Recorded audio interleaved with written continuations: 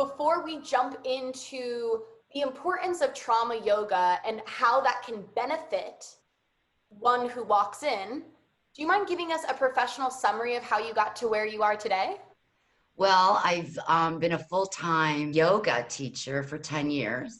When I look back, definitely in my 30s, like 30 years ago, I was really into the function of the brain.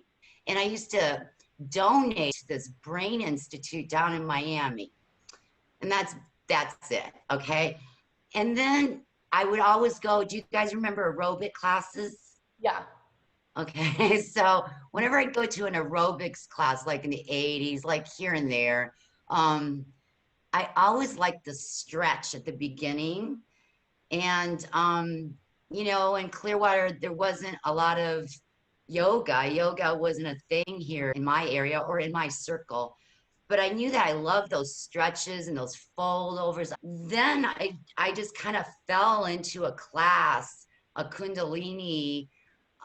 I just didn't know anything about yoga.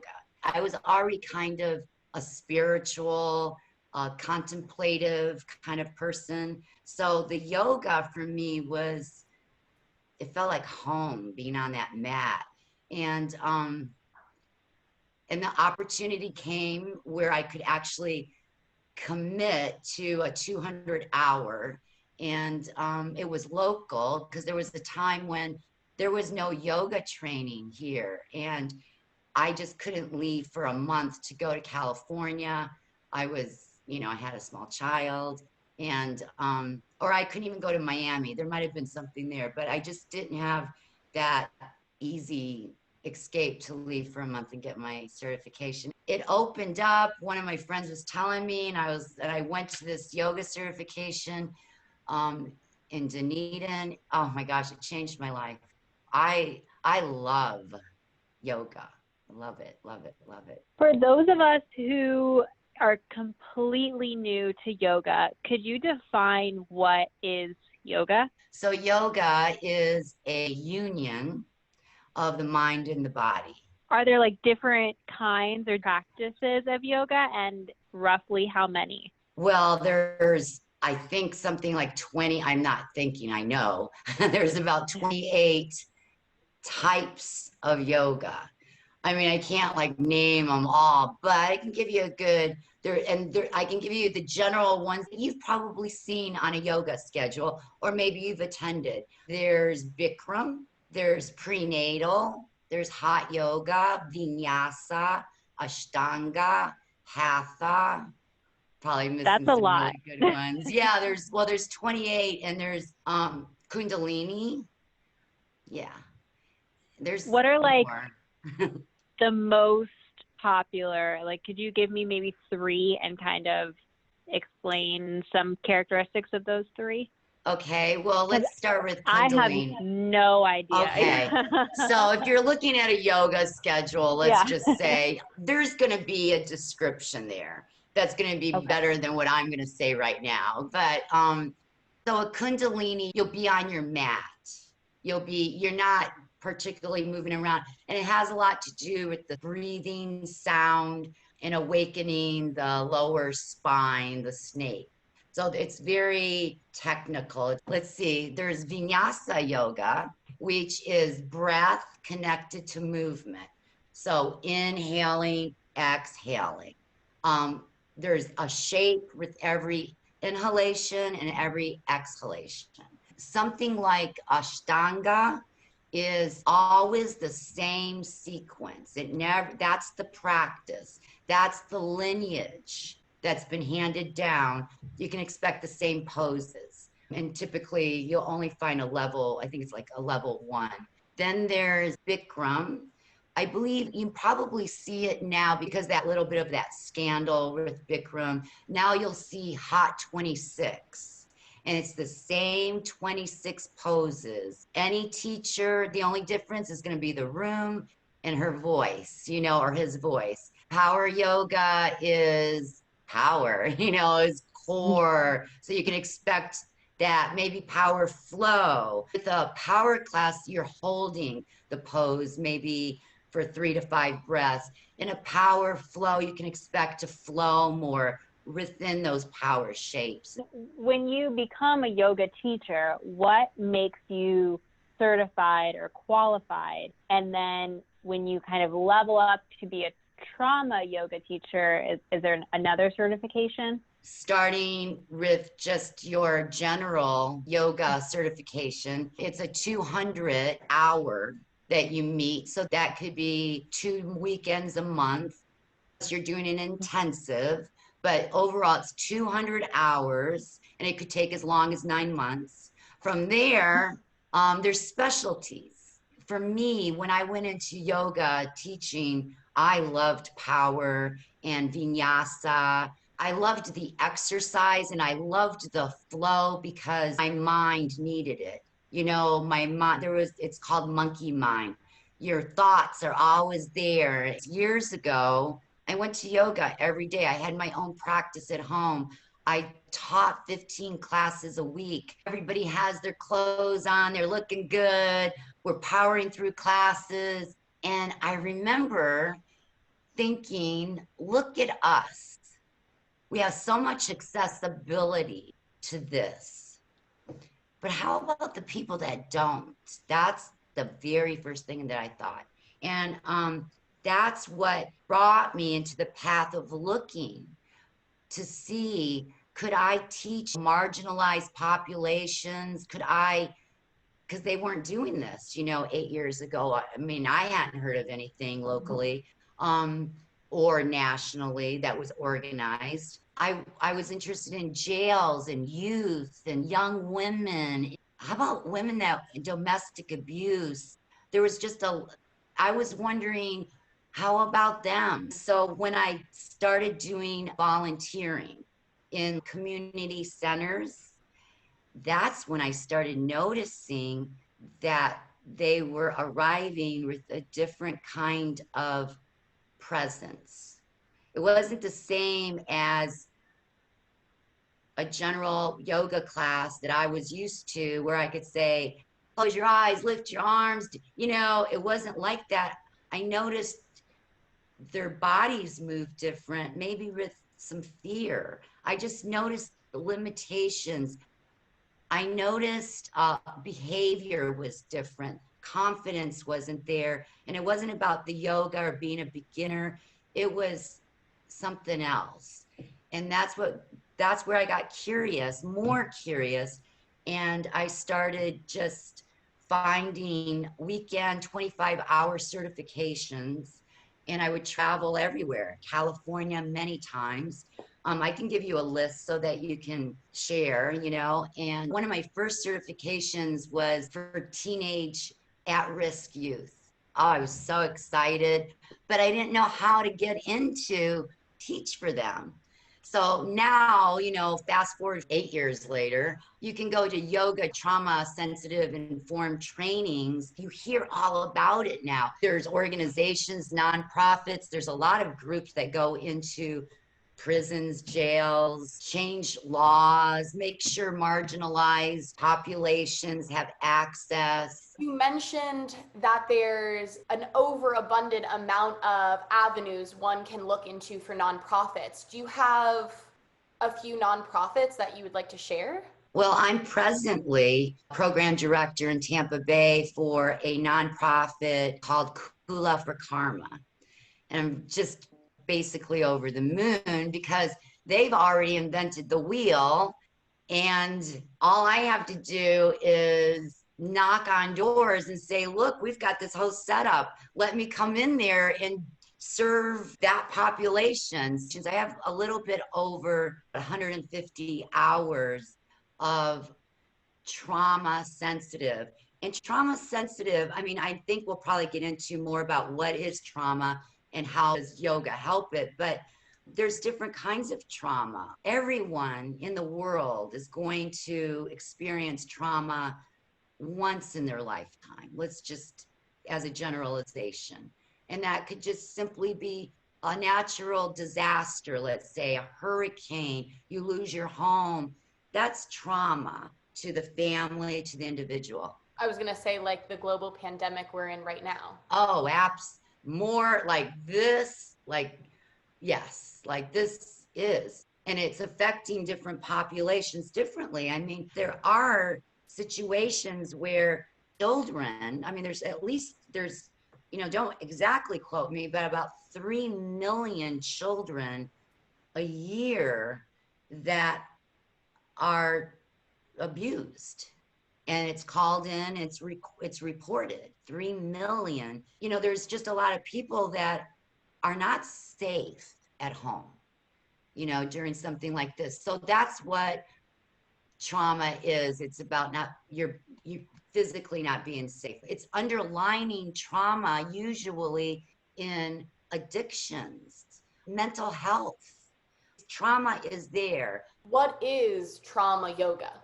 It's not really enough to go into a 25-hour training and they're preparing you for, you know, someone who's lived in fear maybe more than just one traumatic experience, and maybe they're not even aware. They haven't labeled it trauma. They haven't gotten any help for it, and it was unprocessed. So that means the imprint of that trauma stays in the body. Trauma yoga, you're dealing with the nervous system. The nervous system is on high alert, and sometimes it disassociates. The person removes themselves from the body. When there's a one-time trauma in your life, you probably can go into, and you processed it, you can go into a regular class and you're not going to be triggered. Somebody that maybe was gang raped and didn't tell anybody, or a young adult or teenager, in their environment it was abusive and violent, the nervous system is on high alert. It never got to rest, you know? So someone like that probably wouldn't do well. They'd probably get overstimulated in a regular class. Breathing deeply brings someone out of that sympathetic mode, or not mode, but sympathetic feeling of high alert and fight or flight, and brings them into what's called parasympathetic, which is deep breathing and calmness, and the nervous system is nice and balanced again. We don't learn about all of that in a regular yoga training. So when we talked about the types of yoga, I think now we're going to see a lot more where, you know, I don't even know if you Google it now, if you even see trauma informed or trauma sensitive as a type of yoga. I don't even know if it's lined up there yet, but it will be, because especially after 2020, you know, these are things that are just, I mean, they're creating trauma sensitive courts. It's becoming the buzzword, you know, without it being minimalized, because eventually the body breaks down because of the imprint of the trigger. It affects the muscles, and the body remembers everything. I'll share a few book titles that you can share with your audience. The body never forgets. No one really told me how to do a yoga trauma sensitive class. They tell you how to prepare. They tell you who your audience is and how to be sensitive to it, but they don't necessarily, I've never actually learned specific sequences like I would in a normal one. So what I've done is taken all of the things that I've learned, the certifications, breathing techniques, everything. I have this toolbox. So when I go in and I create a healing space, trauma, I sometimes don't even use the word. I bring the students into poses where they hold for 3 to 8 minutes to allow the fascia, to allow the interconnective tissue to open up and release emotion. Sometimes people will cry. Maybe they've held a heartache there, something unprocessed. The movements that you do are activating maybe an opening in the heart, in the lungs, where we hold fear. I'm not trained to deal with someone that just came out of, let's say, human trafficking.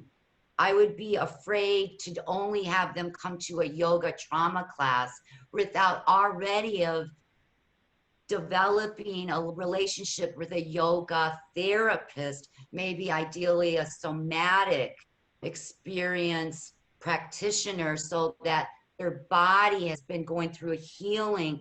And then, you know, they'd be ready for a general class, because someone that is not aware that they've been, maybe they don't realize their triggers, and they didn't realize that their rape is affecting their reaction, and they come into a candlelit yin class thinking it'll be relaxing, but instead it will trigger them very possibly. Or someone that's been held hostage, or someone that was in war, because the lighting is low.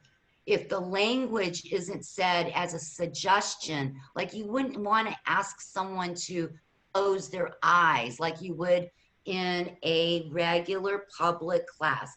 If this is a trauma sensitive class, you would only suggest things. You'd want to be sensitive to things like putting their hands behind their back, or a trauma sensitive, sexual focused class, the pose of tabletop or child's pose, and a cat and cow tilt. Not that it's suggestive, I don't mean it's funny. It could trigger a memory that they don't even remember. And so you want to be, as a teacher, very sensitive. My job on just a general trauma is to gently want to bring awareness, not just presence, but yes, presence, but awareness to their body cognitively. Like, it's painful. They've left their body, you know, with gentle things. Maybe, for instance, like when I use the breath a lot. So maybe I'll just have them put their hands on their heart and on their belly. Or I do this in my yin classes that are a gentle healing class, nothing specific. And that way, when they inhale, they can feel the chest, the diaphragm, they can feel the lengthening of the breath. You know, the breath is moving up and down, and the body is expanding out. So maybe I'll have them bring their hands to their ribs. You want to try it? So when you can feel, because remember, trauma, you can't feel your body, your whole body anymore. You've lost your connection to your body. You've lost it. The communication is severed. And of course, we hope that it's not damaged to the point that it can never heal. Because just to plug in one more thing, yoga rewires the brain, but trauma also does. Like, I've heard people say Namaste at the end of a class. Could you share with us a couple words we should know? It's like a whole paragraph. No. But what it is, because I do use this, I love that, you know, it's Sanskrit, and the gist of it is, oh my gosh, somebody in your audience is going to be like, she's wrong. So the gist of it is, the light in me honors the light in you, or the light in me sees, acknowledges the light in you. But there's a beautiful, beautiful full meaning of namaste, and it's used as a greeting. Yeah. I don't use Sanskrit in my classes. Aside from, really, I don't use any Sanskrit. And the only reason I don't do that is I don't teach Ashtanga. Ashtanga is all Sanskrit. Not one. Doesn't matter if you don't know what it means. You figure it out. The teacher's not like, oh yeah, forward fold. It's all in Sanskrit. I did my training was, I mean, I was trained vinyasa, but our training was all in Sanskrit. So, and I wasn't familiar with the Ashtanga series poses. So, I mean, I'm like looking around, oh, okay, put my head here and do this, you know. Eventually I learned it, but the thing was, like any language, if you don't use it, you lose it, right? And I lost it. I like when teachers use Sanskrit, but some students will shy away from a class because they don't feel like they belong.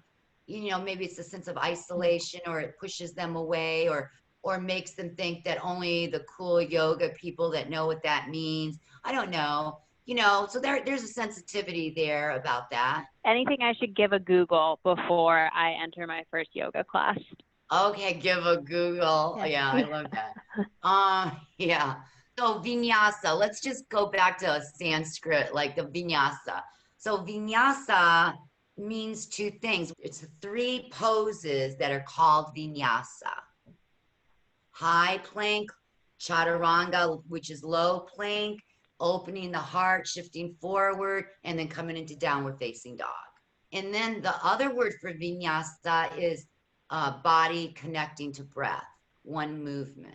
So when you go to a regular yoga class or a trauma yoga class, could you compare and contrast what those two classes would look like and how they might be similar and how they might be different? A trauma, you're walking in, you can expect lighting. You should expect to feel the energy of safety.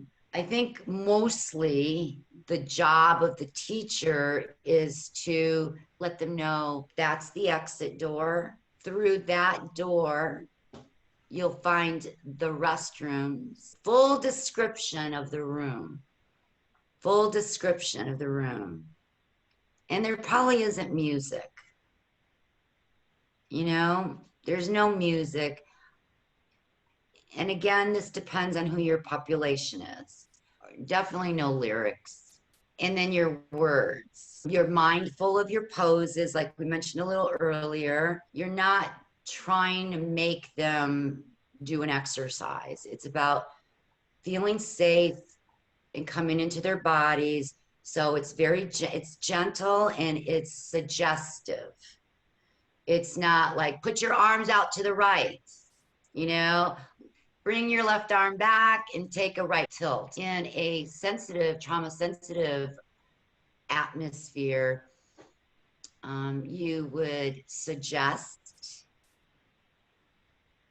and you would perhaps, you'd use very gentle words, perhaps you feel safe, perhaps it feels okay with you to close your eyes, or perhaps you could reach a little further out of your right fingers and see how that feels. It's always permission. It's no suggestion to keep going. Always respecting every little movement that they make because it's their choice. And that choice was taken away. And there's a lot of holding the body so that they can bring themselves into feeling it eventually, and at least create that connectivity, you know, that connectivity to their own body. Calming down, learning to breathe. Breathing is so sacred and something they can control. Because typically someone who's experienced trauma had no control. My job is, and the best in my ability, is to serve them in a way that they can come back to trust the body that has imprinted the pain and the wounds and the injury. So all of that, there's the language, there's the sensory, you know, music, not music, there's the lighting, and there is the communication of safety, of explaining, mapping out the room. That's trauma, informed trauma, and sensitive. So when someone's walking into a trauma class, do they have to share their trauma with the teacher, or are they allowed to keep that private? No, it's not a meeting where anyone's raising their hands. It could be a checking in with the teacher, just checking in. How are you feeling? And that happens in a regular yoga class, checking in. Do you have an injury? Did you just have surgery? So even in a trauma sensitive class, you're checking in. How are you feeling today? Maybe individually, just a little check-in, very brief. It's not a story that's shared, because your yoga teacher only uses yoga therapy. She's not actually, maybe she is, but a therapist. So it's not a time for that. Yeah. Is there a timeline that one should expect to follow before they see, I don't want to say see results because we're not talking about weight loss, but is there a general timeline? There really isn't any of that. And you know, and then you're looking at different degrees of what is it, one specific trauma, is a buildup of trauma. How long has it been neglected? When was it discovered? Many things that come around that. Could someone do that via Zoom? Is that something that's an option? One of my teachers, she's with the Trauma Institute. She has some beautiful YouTube sequences for anyone to follow. And I think even Kula for Karma, they have some wonderful meditations. You can find them on YouTube, especially this year. My follow-up question would be, are there any specific teachers, classes, Instagrams, anything that you can think of, names or books? There's a gentleman, doctor, not just a gentleman, Peter Levine. He's explored trauma for, I don't know, 40 years now. And there's another author, another wonderful doctor, and his book is The Body Keeps the Score. Going into my very first yoga class, just normal yoga, do you have any tips on where I should put my mat? Should I put it at the front, middle, or back? And does that impact my class? I've always wanted to know this. I get so nervous. It really just depends on you. I mean, who you are. It's like being in any classroom. You know, what do you do? Do you go in the corner, in the middle, in the front? Are you there to learn? Are you there to kind of not be bothered? Or are you feeling intimidated a little bit? So I think that's your personality. Are there any misconceptions you would like to clear about yoga? They probably are going to sweat any kind of misconceptions or expectations that they have, and they're not even going to remember what they were at the end of that hour and 15 minutes. They're just going to be like this new person. They're not even going to be the same person that they were. And a reminder that practice makes practice. There's no perfection in yoga, any yoga. It's true, you know, you create the shape of that flying eagle or pigeon. It's your body shape. We're all designed differently. We have different movements in our body and ranges of motion. And it's just really about acceptance. This was such a wonderful conversation. Your voice is so soothing. I feel very calm after that. And I'm really glad that we were able to share and educate on trauma yoga specifically. Could you share with our listeners maybe 5 key takeaways that you really want everyone to understand about the practice of trauma yoga, if it's something that they're interested in learning to practice or learning to teach? That's 2 different worlds, even though a teacher is also a practitioner, right? A practitioner isn't a teacher necessarily, and in that kind of way. Find a certification. We have one with the nonprofit that I'm with now that they offer it once a year. You don't just go get your 200 hours. Yoga Alliance, to keep your, to be a registered yoga teacher, you must do those extended certified hours. You gotta love being a teacher. You just got to. It's not like I walked in, I got my 200 hours, and that's it. It's just not that way. Tampa Bay area, like myself and many, there's other trauma teachers.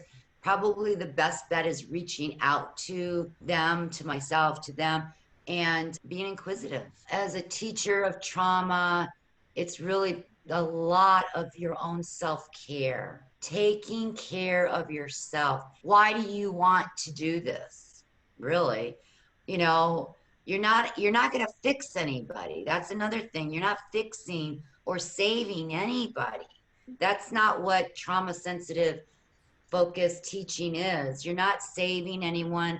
Make sure you've definitely done your own self inquiry and addressed your own triggers, sensitivities. Be trained, do your own studies. You know what else? And the way you dress as a yoga teacher, especially people with body images that are coming into your class for whatever traumatic reason. They see you in tight yoga pants, muscle shirt. There's no connection. Connect, that's it.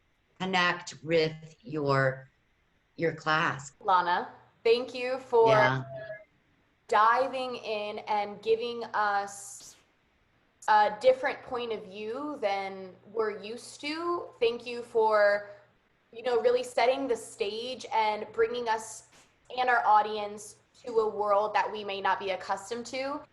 Namaste. Oh, namaste. All right. Oh, I love you guys.